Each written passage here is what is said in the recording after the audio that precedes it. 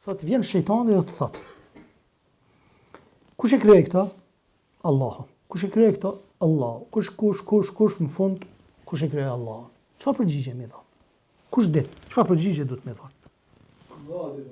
Fal. Çka pyetja e shkurtë. Nëse ne themi kush e krijoi Allahun, i bie që është krijuar Allahu atëre. Atëherë pyetja është e palogjikshme. Nuk mundesh me thonë ti kush e krijoi Allahun. Po thoje kush e krijoi Allahun, i bjen që ai ku ka kriju. Atë ku krijuesi? Kush e krijoi çato? Kush e krijoi Allahun atëre? Mirë, tamam tash. Kush po themi që e pas ka kriju dikush. Po mirë, çat dikushin tjetër që e ka kriju Allahun. Kush e krijoi prap? Në pafundësi. Do të thonë pafundësi është.